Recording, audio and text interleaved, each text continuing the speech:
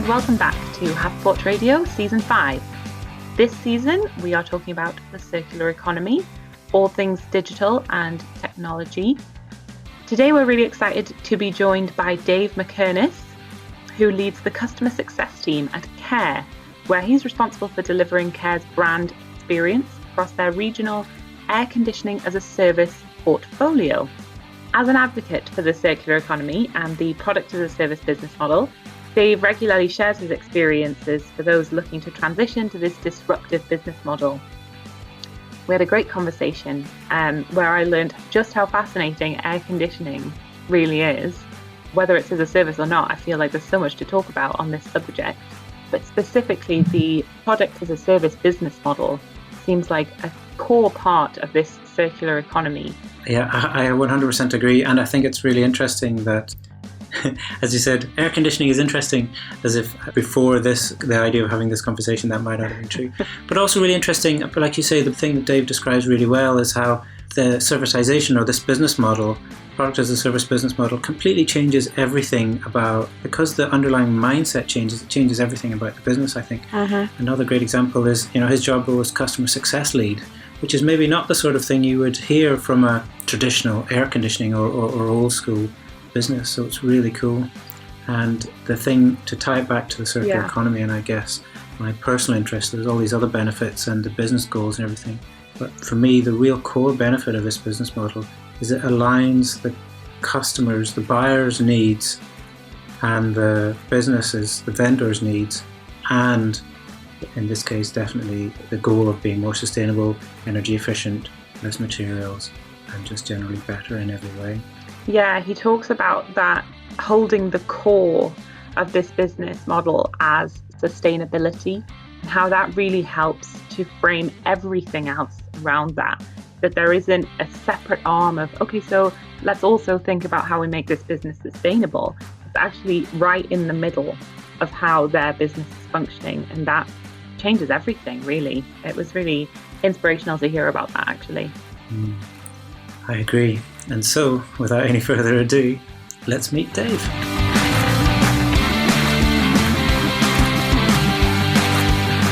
Hi everyone, I'm Dave Mackerness and I'm the Customer Success Lead at Kaer. We are an air conditioning firm based out of Singapore that sells air conditioning as a service throughout the Asian region.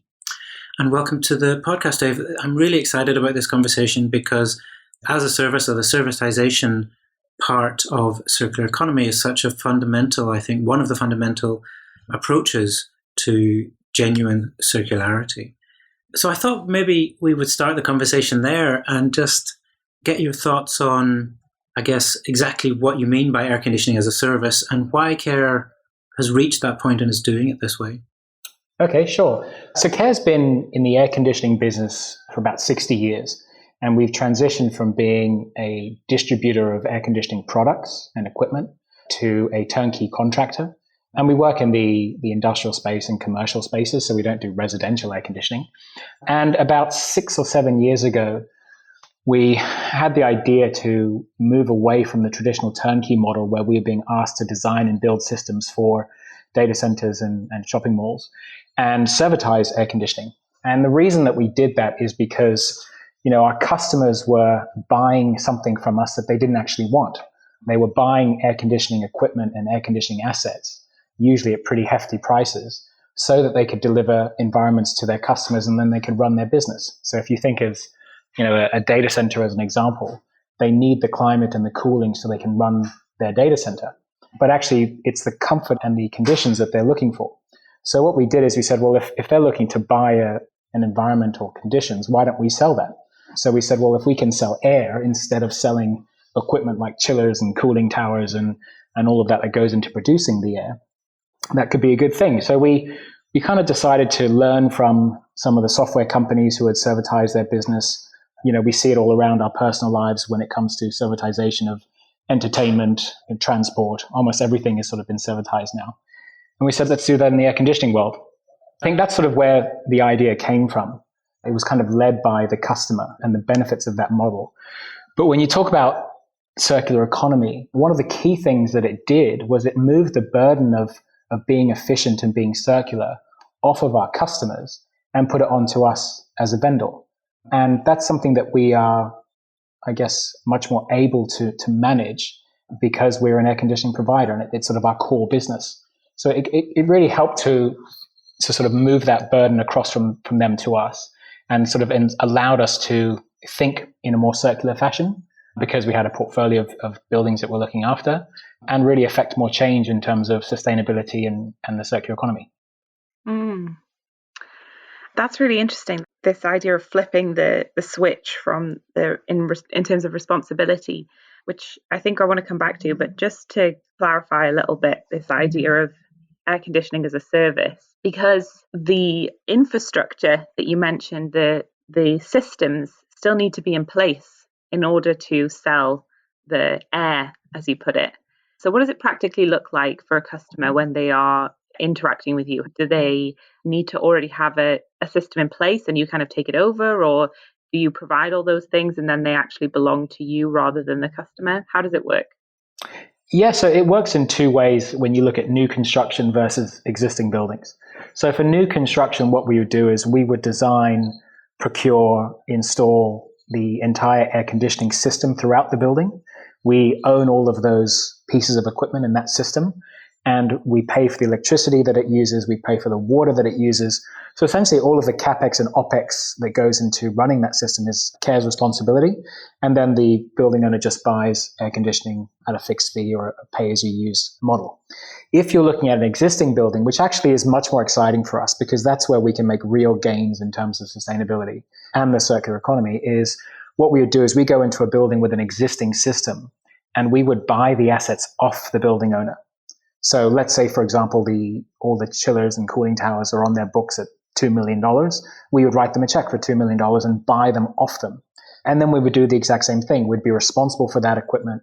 We would pay for the electricity and the water that equipment uses, and then sell air conditioning as a service. So it is different, I think, from software in that way that, there is infrastructure that's, bricks and mortar infrastructure that's there, but you can treat it in the exact same way. And if you have a very sort of transparent contract with your customers where you can transfer these assets across from them to us, like I just shared, or even from us to them if they wanted to exit the contract, it's very easy to do that. And then you can really stay true to the principles of software as a service, which is the model we copied, I think. I think that's really interesting. As you say, the software as a service is the model, but in the physical world where you've got these big physical assets, it necessitates that change. But I think it's really cool that you've got this, the way you describe that model, it's like it's really clear and really simple. We buy the assets, the machinery, and then we manage it and sell you the air. And basically we could just end the episode there. That's the whole conversation, right? It's sort of really simple in concept. But coming back to the other thing that I think, or the sort of the first most powerful impact of this, in my opinion, is what you were touching on there when you said it sort of moves the responsibility. So can you tell us a little bit about what that means for you and Kaer as a business and why that is interesting?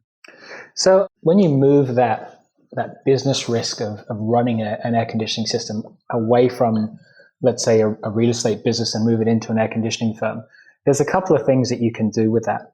The first thing is that we have access to a massive data library. So we went back and tried to look at exactly how many bits of data that we have. And it's a number that I can't even say. It's sort of billions and billions and billions, because it goes back about 25 years is when we started collecting data on air conditioning systems. And it allows us to therefore build systems that are sort of smaller and more efficient compared to what people generally would build if they were using a rule of thumb design approach. So it allows us to sort of build less and build things that are more suitable. But also the business model allows us to remove the risk in building smaller. So what do I mean by that? As an example, if you were a shopping mall and you asked a consultant to design you an air conditioning system, you would have to overbuild and overdesign because there's all these assumptions that you would have to cater for. So the assumptions are things like, what if it's the hottest day that it's been in the last 20 years? Let's take that as a reference point. Let's assume our shopping mall is 100% occupied. Let's assume the heat load or the air conditioning requirements go up by 15 or 20% because we might expand the floor print a little bit. So we take all these assumptions into place, and then we design and build the system. Because we are now selling as a service, we can use data to build exactly what our customers are going to need. And if there is a requirement, let's say it does get hotter, let's say their occupancy does increase. Let's say that they increase their footprint. We can add or increase capacity as they go along. So it's kind of like if you were in the data world, you buy the data you need to store now from any of the cloud-based service providers, and as your data increases, you pay more for the space that you use. So you can have the exact same feature and benefit in air conditioning. And so, if you look at air conditioning assets across Asia now, depending on what country you look at and what industry you're looking at, 50% of the assets that are there are not currently operating. They're standby or they're over-designed. So you can remove all of that and put that burden of sort of design onto us. And because the business model, the more you use, the more you buy, it allows us to be able to do that without any risk at all for our customers or for us.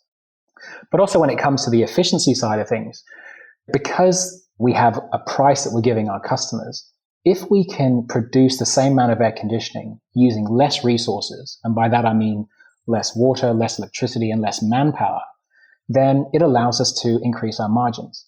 So essentially what it's doing is it's aligning Kaer's profit to our customers' sustainability goals, because our customers want to have sustainable systems. So we can therefore invest huge amounts of money into software and technology that allow us to provide the same level of service or better levels of service at a lower cost. This is where we're really excited about the model, because we're not saying we're trying to be sustainable or we're trying to help the circular economy. We're saying that the business model almost dictates that you must take sustainability and the circular economy into consideration, because it drives your bottom line. It drives your profit, which I think is really powerful. It is really powerful. I read somewhere I think it was on your website, that you kind of described, you used the analogy of having a car. And if you or I were to drive it, then, we could go anywhere and kind of the car would function. But if Lewis Hamilton were to drive it, he could get so much more out of that machine. It could be so much more efficient, and it could kind of reach its maximum capacity, even if it was just a standard kind of runaround car. And what you're describing as Kaer as the air conditioning experts, with all this data at your fingertips and the experience and the investment that you put into making these systems, means that you can make much more efficient systems, right? And I think when it comes to operating these systems, the differences are that stark, which is if you invest the time and the money into running these systems better, you can get huge increases in terms of efficiency and sustainability. So as an example, most people would assume that when you build a building, over the life cycle of the building, it deteriorates, and the efficiencies or productivity within that building and those systems decrease over time. But if you take the driving example, Lewis Hamilton gets faster the more he drives. His car gets better the more he drives. And so we have the exact same requirement here, which is, okay, we ran it in a particular way today, and we ran our portfolio across Southeast Asia in this particular way. Tomorrow we want to run it faster or better.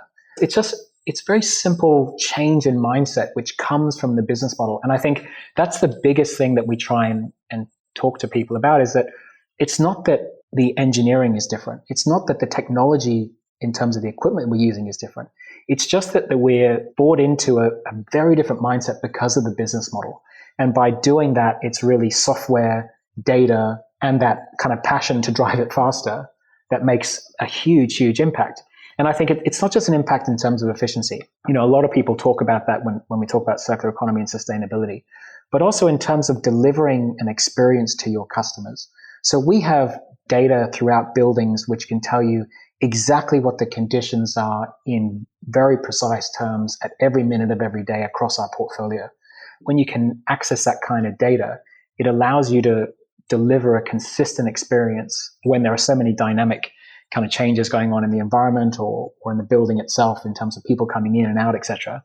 But you can manage it to deliver that experience 24 hours a day at any point in time, all the time, which is, I think, why some of our customers in the mission critical space gravitate towards the model as well.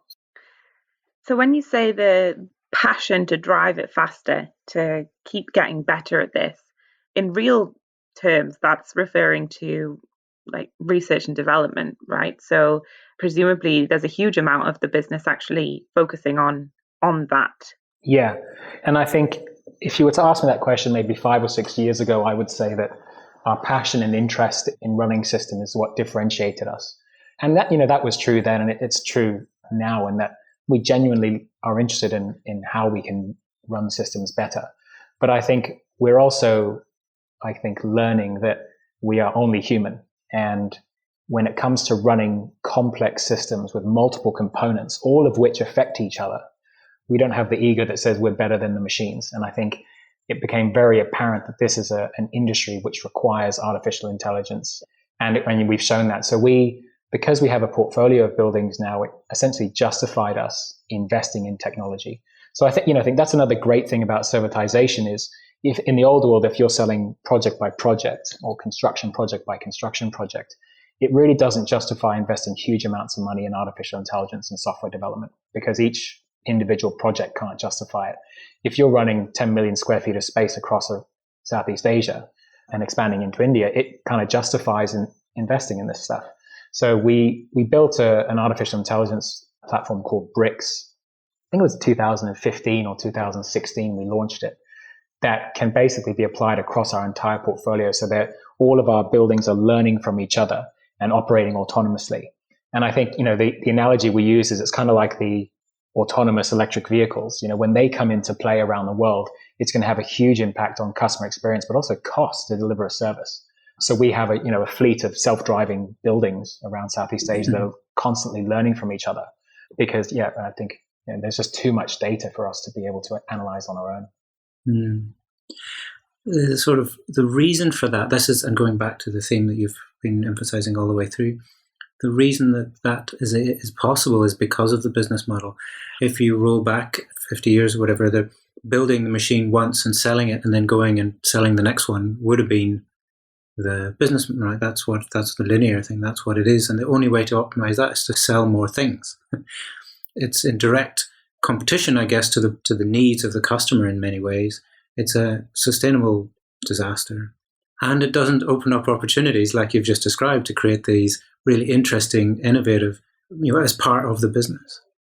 Yeah, I think the way that we break it down at Kaer is it's a difference between business model innovation and business model disruption. A lot of people will look at business model innovation, and I think servitization is innovative because it drives a better customer experience. So that allows you to step change what you're doing and get incrementally better. However, once you've done that, you then have scale, and scale is what unlocks business model disruption, because that's what allows you to justify spending huge amounts of money and time and resources and focus onto technology and software that improves your customers' lives. And you see it if you look at any of the sort of case studies out there around software as a service. Music as a service is a really great one. It sort of shows, and actually transport as well. So, the Ubers and Grabs of this world. If you see how they've improved our lives so far, I would say that's business model innovation. Now that the scale that they've got, and if I look at the car market as an example, these guys are now responsible for the largest fleet of cars in human history. And they are investing millions and billions of dollars into autonomous vehicles and electric vehicles, because that's going to allow them to provide better service level to their customers and reduce their cost. You think about we use Grab here, I guess globally. Do you guys use Uber or do you guys use Lyft, I think, are the other ones? Yeah, Uber is probably one of the most common ones here. Yeah, so I think Uber. So when you book a car, I imagine, depending on where you are, about 50% of your cost is the driver. These guys have come out and said everyone can be a taxi driver. And, in about 2 or 3 years' time, when they move to autonomous vehicles, they're going to say the exact opposite, which is no one needs to be a taxi driver. It's really going to be a huge disruption, which I think they should look at. But if you think about that, if you can reduce that amount of cost by so much and have a better level of service, it's extremely disruptive. And I think when you move to that business model innovation and then business model disruption, the old way of doing things just cannot compete. When was the last time you bought a piece of software that wasn't as a service? I can't remember the last time I did that, because it just could not compete with that level of disruption. Yeah. And I want to come back to the question of sort of unintended consequences that you were sort of starting to touch on there with Uber. But before doing that, just to go back a little bit in time. So you've got this, as a business, you've started this journey of this new business model, and the mindset's changing and these opportunities are opening up. At the same time, then, to the point where you're developing an AI platform to understand and optimize and create opportunities you just described, is that as a business where you were kind of needing to learn a new set of skills as well as Mindchef skills. You're now looking at, well, we need to understand how to track this data even more, how we need to analyze it, how we need to display it. There's the kind of the software and everything related that's changing within the business. Was that a big shift? Was that a difficult process? Yeah, it was. It was a huge shift. So, I mean, we had been collecting data for 25 years, but we had been using it to inform our engineers and allow them to make better decisions. But we hadn't moved into the world of, data scientists, analysts, and big data and artificial intelligence until 2015. And it is a completely different industry. So, we had to attract people who, would otherwise be working at Google or Amazon or some of these other companies. And we have to attract and compete with Silicon Valley companies to bring them into air conditioning in Singapore, which can be difficult. But I think what was great about it is that these people that work in data science, they are industry agnostic almost, because data is data. And I remember vividly, a guy walked into our office, and I wasn't aware that we were moving into this. And this kid walked into our office, and he came in at sort of 10:30 in the morning when you're supposed to be in at 8:30. He had shorts on, he hadn't shaved, he had scruffy hair. And I remember saying to one of my colleagues, like, who is this guy? And they said, I use a different name. This is Brian, who came into our office, and he's going to be working on he's a data scientist, and he's going to help us optimize our systems. And I said, okay, well, in that case, he should probably dress appropriately, come in on time, and I'll go take him to some of our sites. I'll show him what air conditioning is. And they said, no, he doesn't need to go. And I said, of course he needs to go. Unless he's an air conditioning person, how is he going to possibly help us unless he understands our business? And they said, you don't understand. He doesn't need to understand our business. He needs to understand the data. And he helped us build this artificial intelligence program that we're using today. And it beats all of our efficiency metrics every day. And he, never looked at a chiller. And so it was surprising how easy it was to bring this discipline into, our more traditional air conditioning world, which is really heartening. You just have to really jump in and do it and realize the importance. But I think the other thing around data is that in the past, we had used data to run equipment better. And I think although that's important for us as a business, it wasn't important to our customers. I mean, if I can run my business more efficiently, what's that got to do with my customers? Now, of course, I can give them a cheaper price if I can reduce my cost, but that's a very transactional benefit. And where we moved to about 2 or 3 years ago is saying, okay, how can we use this data to be more customer centric and drive benefits for people in our spaces? And let me describe what we see as a potential future of this technology. So there is facial recognition and spatial recognition technology widely available. It is very easy to integrate these sorts of systems into air conditioning control systems. So as an example, if you scanned your face on your mobile phone and you said, I like it to be 22 degrees and I have asthma, or I have a breathing condition which requires a better air quality for me within my space. That technology is available. That can then feed into an air conditioning system which could know where you are in a building. So if we had facial recognition, or if we had other ways of finding where you are in a building, which there are many, then I can essentially deliver a customized service level to you in particular. So if you want 23 degrees, it gives you 23. If you want 26 because you like it to be a bit warmer, then you get 26. And this can all be done automatically without you having to change a thermostat or call up your building manager to say that you're too hot or too cold. You could also have hierarchies where if I've got 6 people in a small meeting room, it takes an average of what they all wanted and then gives them the average. You could say there's a hierarchy that's the most senior person, whatever the boss put is the temperature or the conditions he wants, that's what he gets. You could also increase air changes or look at your filtration if there's someone in your building that has a breathing condition. You could overlay other data. So for example, there's outdoor air quality. So overlay that data and how do you manage the amount of fresh air coming into a building?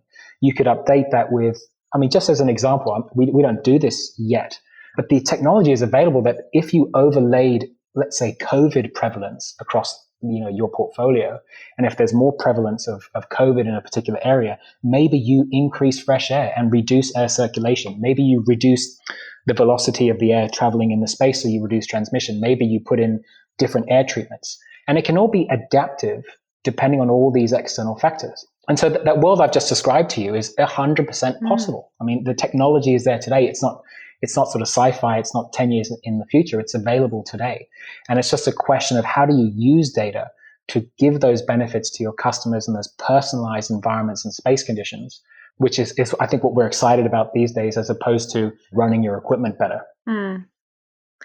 The story you told about Brian, that was a great example of disruption, as you mentioned, not just necessarily within the business model, but also kind of socially within business environment. It's a whole different level of work that has to be done that kind of takes a different set of skills and experience and brings with it a whole different kind of culture. So I think that's a really interesting part of this evolution of a business model. And I think a lot of that comes from the values that we have of always improving. So I think everyone at Kaer has this culture of, people talk about fail fast, fail, but fail fast. I think one thing that we've done is we really have a culture of trying new things. And so when someone comes in with a new idea or a new perspective or a totally new approach to something, the general consensus is, okay, well, we'll give that a go. As long as it's not going to affect our customers or affect negatively on the customer experience, we'll give it a go and try it. So I think that allowed us to, bring in more people with more points of view without them being hit by this legacy business and the way things are done and the way things have always been done and always will be done in the future. Just to go back to the examples that you're mentioning of the ways in which this service can be personalized to customers and improving the customer experience, it does seem kind of surreal and like another world to have these options at your fingertips. And I think with every introduction of such data use, there comes this question of privacy and the handling of the data and the storing of the data even. So, I mean, presumably that is maybe one of the hurdles that has to be overcome before this could be a real world scenario. Yeah, you're exactly right. And I think that's one of the barriers or challenges that we'll have to address in order to realize that. And I think there is technology available where you can, overlay occupancy data on space data. So if you don't personalize, but you essentially run your systems better depending on the number of people, then you still have a bit of rule of thumb. You have to say generally people like it to be 24 degrees or 23 degrees. So you can do that. But when it comes to, if you want a personalized environment, you will have to somehow tell the system your personal preferences. And so what we're doing at the moment is, you're right, not going into people giving their personal preferences because we haven't overcome those challenges yet. But we are treating a global community within a building as a singular entity. So one thing we have looked at is, how do I run my systems for the sort of the global minimum of complaints, I'd call it, which is how do we make the most people happy as opposed to responding to individual people saying they're too hot or too cold. And if you use a data-driven approach to that, actually you can improve your complaints or your people that aren't comfortable by about 50% just by going to a data-based approach as opposed to a reactive approach. I suppose that's 50% fewer people who would say that they were uncomfortable. Yes. I'm intrigued actually just from a kind of social experiment perspective as to how that works out in terms of, maybe people who are lower in the hierarchy of the company, if they're less willing to say I'm uncomfortable in this temperature, or socially. I think that's a really interesting question. Yeah, and I think also it depends. The feedback that you get, there's always a bias, especially in this part of the world, towards feedback around it being too hot versus too cold. So if you look at the data generally, the complaints you get in a building are 50% of people are too hot, 50% of people are too cold. And most people would say, well, okay, that's a pretty good mix, right? I mean, you've got the right set point if that's the case. But actually, if people are too cold, it's very easy for them to put on a jacket or a cardigan. If people are too hot, there's nothing they can do. So they are more likely to complain if they're warmer. So actually, although you think you're in the right zone and it's 50% too hot and 50% too cold, if you dive a bit deeper into people's behavior, actually you'll find there are more people that are cold than there are people that are hot. They're just not complaining. And so what that means is there's a real opportunity to give a better customer experience, and also the sustainability impact of increasing your temperature is available as well. So you can At the moment, we're overcooling people, which is spending more energy and giving them a rubbish user experience or customer experience. Because you got to sort of dive in that next layer of the data and sort of see if there's any biases within it. Yeah, that's really interesting. And of course, there's differences along kind of lines, as you mentioned, regional lines in terms of which part of the world you're in, and along gender lines, I imagine, in terms of preferences of heat or cold, or just generally the clothes that you're wearing. There's all sorts of kind of different factors that come into play with personalizing or generalizing the environment of air conditioning. Who'd have thought that air conditioning is such a fascinating topic? So on that point, it was fascinating. Fascinating for me, I guess. So we did an analysis of every complaint we got across our portfolio. And actually, if you look at the data, one of the most contributing factors to whether you're going to get a complaint, oddly, is nothing to do with temperature. It's to do with time of day. So if you have a constant temperature throughout your building, which generally you would set at, let's say, 24 degrees, at about 7 or 8 a.m. when people are coming in, that's usually when they feel warm. Then at about 11 or 12, just before lunch, is generally where they get cold. And that's probably because they've been sat at their desk for a while, not moving too much. And then at about 2 o'clock in the afternoon, when they come back from lunch and they've been out in the hot weather and they're coming back and they've been moving around, they then generally get hot again. So it's actually time of day, which is a better indicator of complaints than temperature or humidity or any other sort of IAQ parameter you measure. It's really interesting to me that, like the point you were making there, Emily, the conversation about air conditioning is at this level. It's about the people and what temperature people like, and measuring that rather than how efficient is our cooling, where should we put our extraction fans, rather than fairly old school. I think that's really fascinating. The other thing, Dave, that you mentioned that I wanted to pick up on was the sustainability metrics. Is that something that the business included in this data and this analysis and this decision making? Where does that kind of measurement fit in? So, I mean, a lot of companies are seeing sustainability as sort of a key impact driver for their business. And I think it's becoming more important for their customers and also their employees and their team members. And I think as time goes on, sustainability will only become more important. And so what people are doing is they're starting sustainability divisions or other departments which look at sustainability. And they report on it, which is great, and they create more awareness around it. But generally, it's seen as almost a side interest, which is a requirement, as opposed to being baked into their business model. And what we said is, okay, if you're looking at a metric of sustainability, what are you using? Are you using reduction of carbon emissions? Are you using reduction of energy consumption? What's your metric? And if you look at servitization, so kind of what we talked about a little bit at the beginning, where the burden of being efficient is on the service provider as opposed to the customer, it means that the metric of sustainability is profit. Because the more efficiently you can run your systems, which has a great impact on sustainability, the lower your costs are. So essentially what you're doing is you're baking sustainability into the model. So in some old world or some old version of our company, we would have someone who looked after the performance of our systems. He would report into the engineering team. Now the people that run the performance of our systems report into the CFO and the CEO, because they have a huge impact on the profitability of our business. And I think that's a great thing, is that if you can bake it in, it means that it won't be a passing fancy. It means that it won't improve and wane over time. It'll be sustainability, I guess, because it drives your business.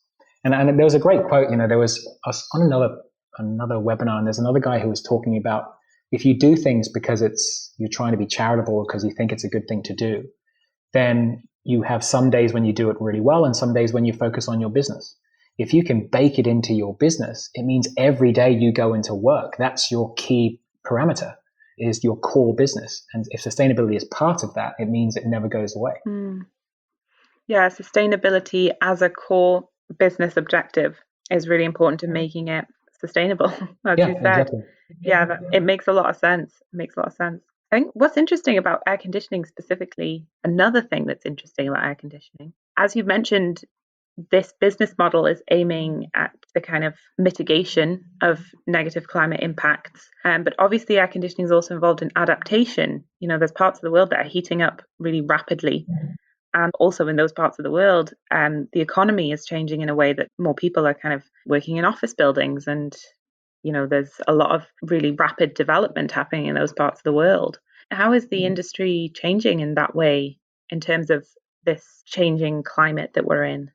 It's a great question because a lot of people will ask us, how do you weigh this up that, you're a sustainable business, but at the same time, your energy consumption is massive. The more people that require air conditioning, the more energy that you're using. So on one hand, you're giving comfort, but on the other hand, you're using huge amounts of resources. And I think, there are some trains of thought that says, well, let's maybe mitigate those negative impacts by not having so much air conditioning. And I think asking people to compromise their lifestyle or quality of life or productivity of business for an environmental impact is noble, but is not sustainable. As in, you're not going to have most people signing up to that, or most businesses.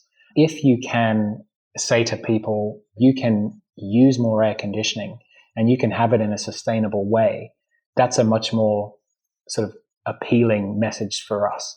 And so we've actually looked at, and we've done this to give you an example of a business park that we did in India. And this business park is adding huge amounts of jobs to the area. They house a corporate office. There's an education block. There's automotive factory. There is a engineering company which makes lighting and control systems for the automotive industry. So it's a huge business park in Pune in India. And that's great, but they all require air conditioning, and they have servers and stuff that they need quite a lot of air conditioning. And we said, well, what if we did our model and we did air conditioning as a service? And what if we daisy chain that with water and solar energy as a service? So buying solar as a service is pretty popular now. So we actually daisy chained the as a service business model for our resources. And we used our technology and our software to reduce our energy consumption as much as we can. And actually what we managed to do was the electricity and the water that is captured on site through solar panels and water capture is actually net positive when it comes to running our air conditioning system.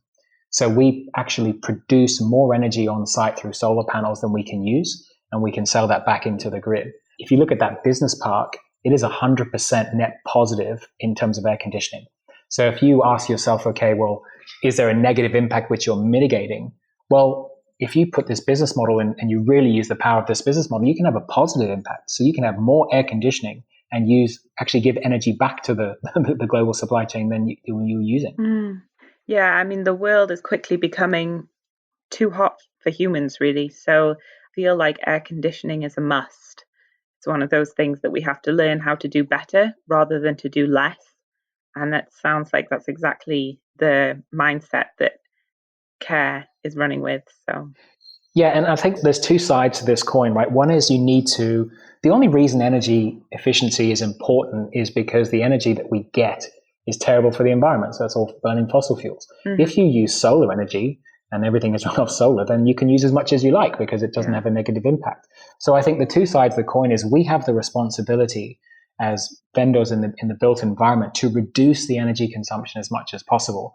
And then we also have the responsibility to outsource to renewable energy sources to use within our systems. And if you can marry those two things, if we can bring down the energy consumption, if other vendors can bring up the renewable component, as soon as you get parity on those two things, then you've got a net zero system.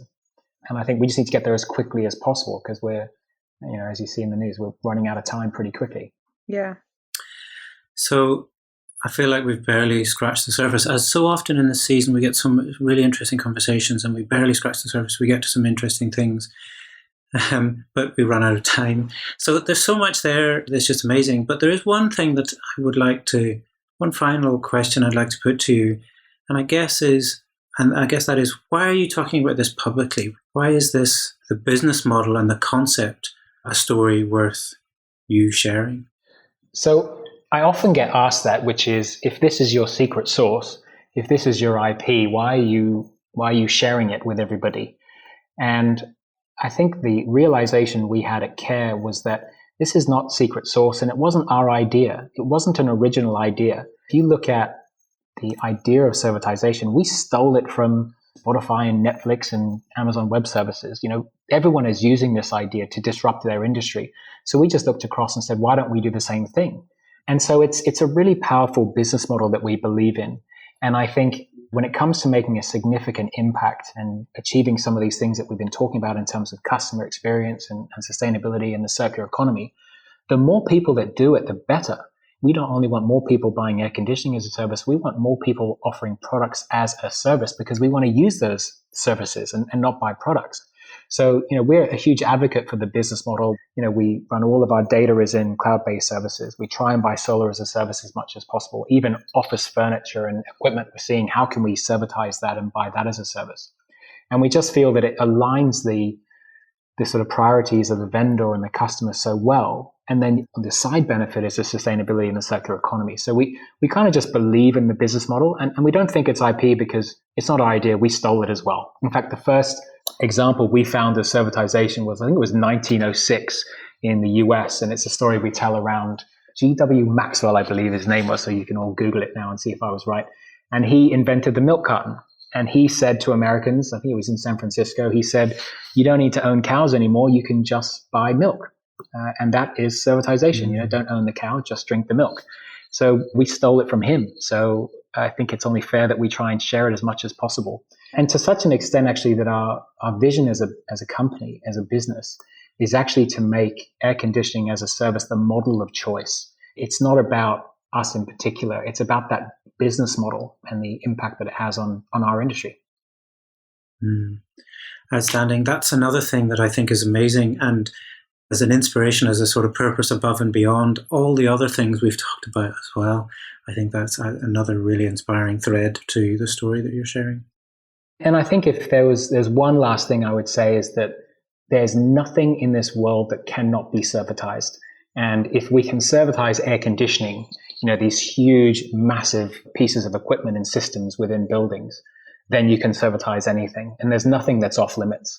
I always encourage, if you are a consumer of any products, demand that it be servitized and try and buy it as a service. And if you are a producer of products, servitize it immediately. Otherwise, somebody will, and you will go out of business.